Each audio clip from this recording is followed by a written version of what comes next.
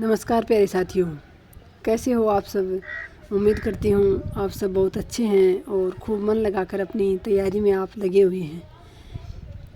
आप हमेशा एक दो कमेंट्स इस वीडियो के नीचे ऐसा मिलता है कि ये कौन सी बुक है, आप बताते नहीं, जबकि मैं हर वीडियो में बताती हूँ ये सरसा पब्लिकेशंस की बुक है। आप ये नंबर नोट कर लीजिए, इन नंबरों पर संपर्क करके आप इस बुक को मंगा सकते हैं। ऑनलाइन ही ये बुक मिलती है, किसी भी शॉप पे ये बुक नहीं मिलती है। ऑनलाइन आपको 2 से 3 दिन के अंदर आपके पते पर भेज दी जाएगी। आप इस व्हाट्सएप नंबर पर संपर्क करके और आप जो है ये बुक मंगवा सकते हैं। हम कर रहे थे सेकंड ग्रेड आरपीएससी के सेकंड ग्रेड के पुराने पेपर, उसी सीरीज में हमारा आज का जो है ये वीडियो है। हम 2011 का सेकंड ग्रेड का पेपर कर रहे थे, उसमें हमने 100% 2 वीडियो में कर लिए थे। हम आज आगे के प्रश्न करेंगे। तो सुभद्रा कुमारी चौहान की कहानी कदम्ब के फूल में चित्रण है, यानी किसका चित्रण है, तो संयुक्त परिवार के तनाव का। ऐसे ये शायद स्पेशल कहानियाँ दी गई थी, जैसे अभी आपके 1-2 नाटक हैं, कहानियाँ हैं और जो आपके सिलेबस में शामिल है उनमें से बीच से लाइनें उठाई गई हैं साथियों। जबकि आप ये मत सोचना कि किसी भी रचनाकार की किसी भी रचना के बीच से लाइन उठा के पूछ ली जाएगी। ये कोई स्पेशल जो जोड़ रखी है ना 1-2 कहानी, जैसे आपके खून का टीका उपन्यास है या फिर आपकी 1-2 कहानियाँ हैं, जैसे उसने कहा था। जो भी आपके सेकंड ग्रेड में जो स्पेशल कहानियाँ या नाटक उपन्यास जो भी लगा रखे हैं उसमें से उसकी बीच से लाइन उठा के आपसे प्रश्न पूछा जा सकता है। बाकी तो आपको सिर्फ रचनाएं और मुख्य रचनाकारों की जो रचनाएं हैं उनके आपको प्रकाशन वर्ष याद करने हैं। तो ये कोई शायद कदम के फूल उस समय कहानी चलती होगी सिलेबस में आरपीएससी के सेकंड ग्रेड में, तभी ये पूछ रखा है। प्रेमचंद की प्रेरणा कहानी में सूर्य प्रकाश के विद्यार्थी जीवन में परिवर्तन लाने वाला मूल कारक था तो प्रेम।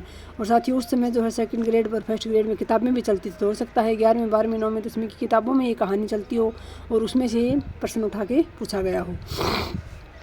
अगला प्रश्न है, महादेवी वर्मा ने हिंदी लेखन सहायतार्थ किस संस्था की स्थापना की थी, तो साहित्यकार संसद नाम से एक संस्था की स्थापना महादेवी वर्मा ने अपने साथी जो साहित्यकार थे उनकी सहायता के लिए की थी।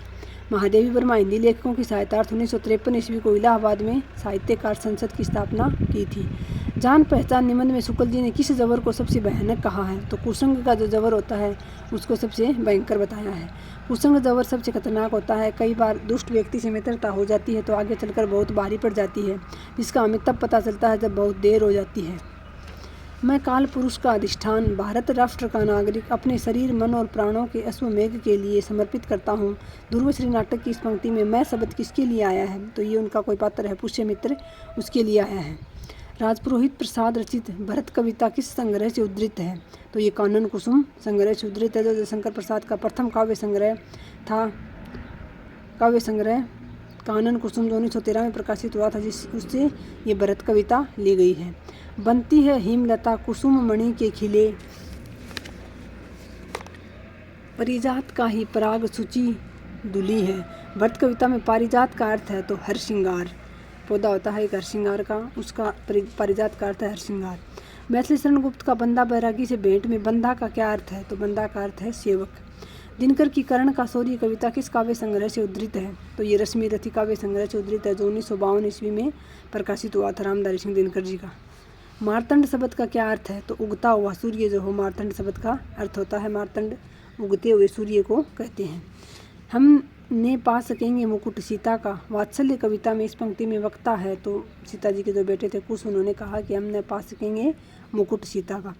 ये कुश इस पंक्ति के वक्ता हैं।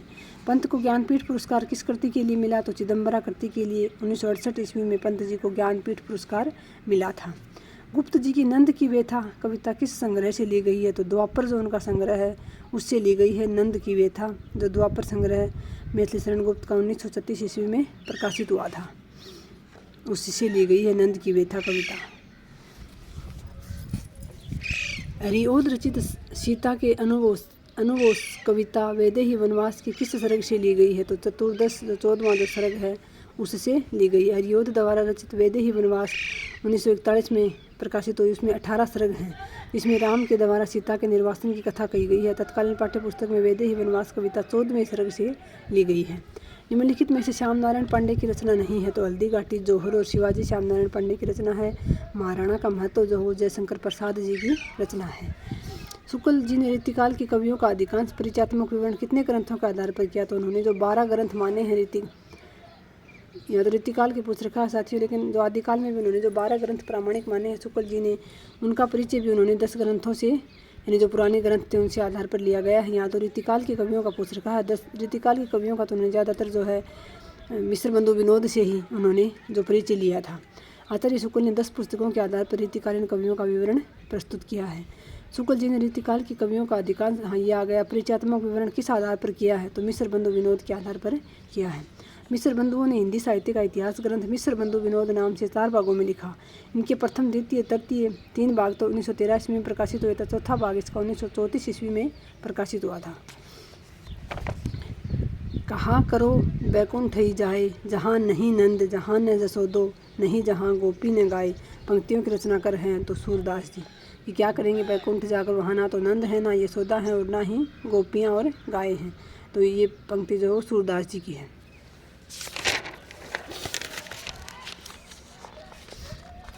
जब हम होते तब तू नाही, अब तू है मैं नाही, अतल अगम जैसे लहरियम, उद्ददी जल केवल जल माही।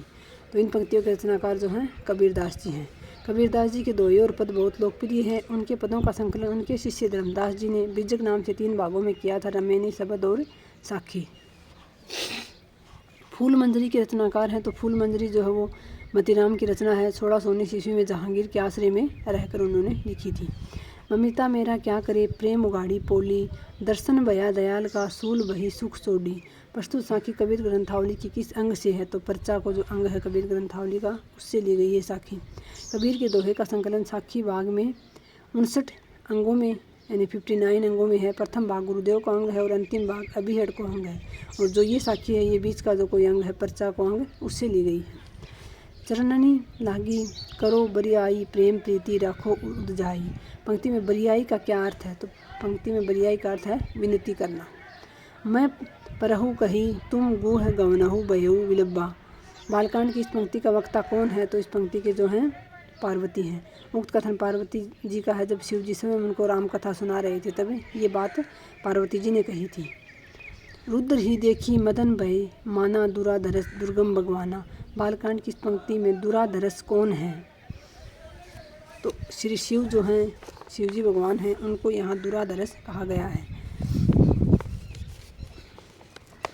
बुंदेली का क्षेत्र कौन सा है, तो अलीगढ़ जो है उसमें बुंदेली बोली बोली जाती है। बुंदेली बोली के क्षेत्र में ओरछा, बांदा, झांसी, हमीरपुर आदि हैं, जबकि अलीगढ़ का क्षेत्र, बुंदेली का क्षेत्र कौन सा नहीं है साथियों, सॉरी माफ़ी चाहूँगी, नहीं है पूछा है, तो अलीगढ़ नहीं है। तीनों ही जो है बुंदेली का क्षेत्र, जबकि अलीगढ़ में ब्रज भाषा बोली जाती है। वासरगत रजनी मुख आवत करण नयन गति पंगु। पंक्ति में आवत क्रिया शब्द किसके लिए प्रयुक्त हुआ है, तो कृष्ण के लिए प्रयुक्त हुआ है।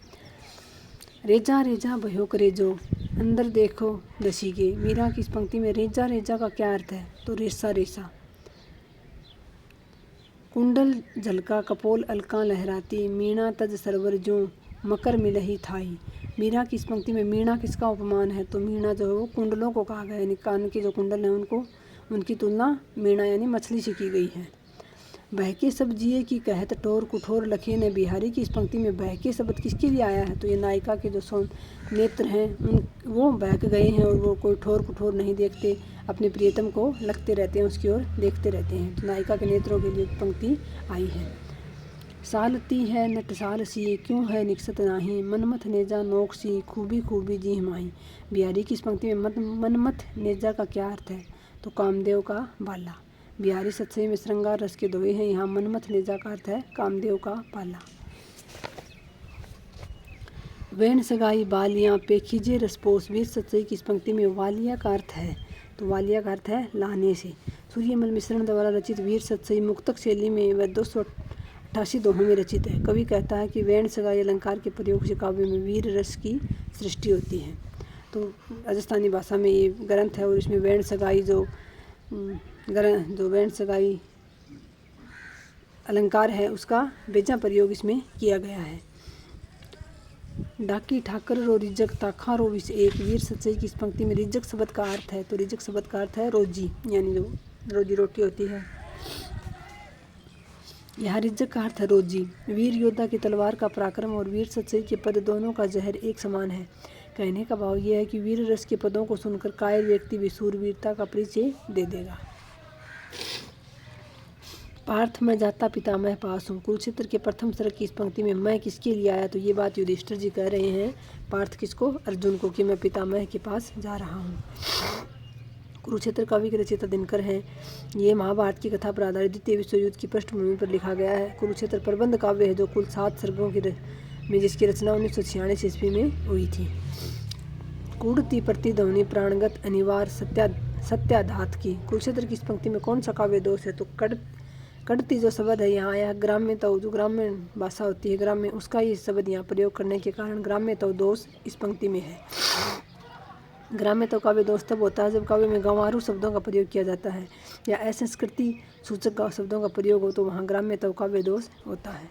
भर रहा अंक श्रद्धा का। कामायनी के आनंद सर्ग की इस पंक्ति में श्रद्धा का अंक कौन भर रहा है, तो मानव। जयशंकर प्रसाद की रचना कामायनी से ये पंक्ति ली गई है। किन भी रजक लुटाई विविध पट पहिरे अंग भर। गीत की इस पंक्ति में वे शब्द किसके लिए आया है, तो कृष्ण के लिए आया है। शुक्ल जी के अनुसार दुख के वर्ग में जो स्थान भय का है, आनंद के वर्ग में वह स्थान किसका है, तो उत्साह का। दुख वर्ग में जो स्थान भय का है वही स्थान आनंद वर्ग में उत्साह का है। ये पंक्ति आचार्य शुक्ल के निबंध उत्साह से दी गई है। शुक्ल ने श्रद्धा व भक्ति निबंध में स्थूल रूप से श्रद्धा के कितने भेद बताए हैं, तो स्थूल रूप से श्रद्धा के 3 भेद बताए हैं शुक्ल जी ने। प्रतिभा संबंधिनी, शील संबंधिनी और साधन संपत्ति संबंधिनी। पंख युक्त सहायक सी हंस बालिका पंक्ति में उपमेय है, तो हंस बालिका। प्रस्तुत वस्तु को जिसकी अप्रस्तुत वस्तु से तुलना की जाती है उसे उपमेय कहा जाता है। यहाँ हंस बालिका उपमेय है। निरुपद रखता जालिक मायावी। ऐसा देवीणा की इस पंक्ति में जालिक मायावी शब्द किसके लिए आया है, तो प्रेमवद जो जिसने लास्ट में ऐसा देवीणा को साध दिया था, बजा दिया था, उसके लिए प्रेमवद के लिए जालिक मायावी शब्द आया है।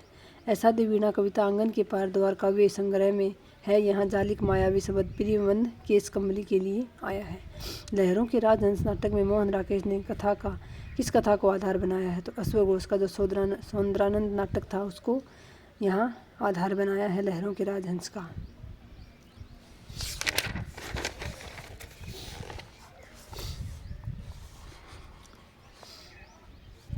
मोहन राकेश का पहला नाटक है, तो मोहन राकेश का पहला नाटक है आषाढ़ का एक दिन।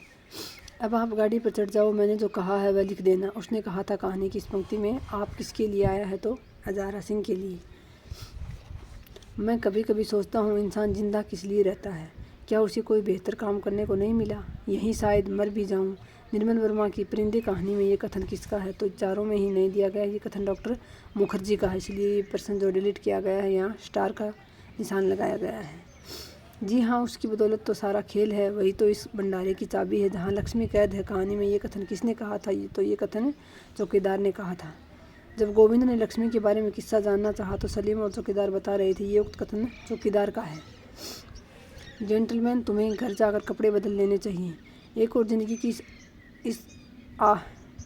ज़िंदगी में आई इस पंक्ति में जेंटलमैन शब्द किसके लिए प्रयुक्त हुआ है, तो प्रकाश के लिए, जो इस कहानी के मुख्य नायक हैं।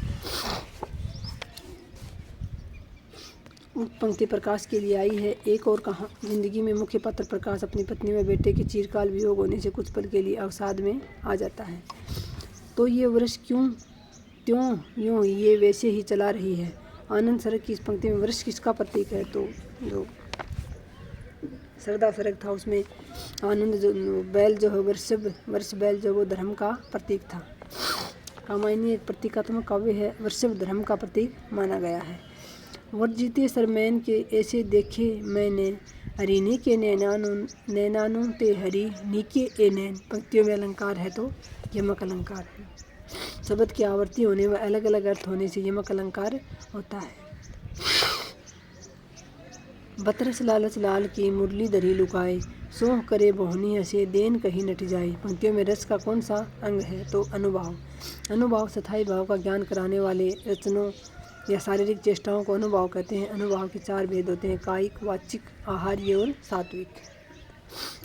चुप हुई इतना कहे मुंद हो ब्रज विभूति विभूषण राधिका, चरण की रजले हरिबंध भी परम शांति समेत विदा हुए। पंक्तियों में प्रयुक्त भेद है तो मदिरा जो सवैया छंद है उसका उदाहरण है ये। तो ये थे आज के प्रश्न साथियों, बहुत बहुत धन्यवाद। जय हिंद, जय भारत।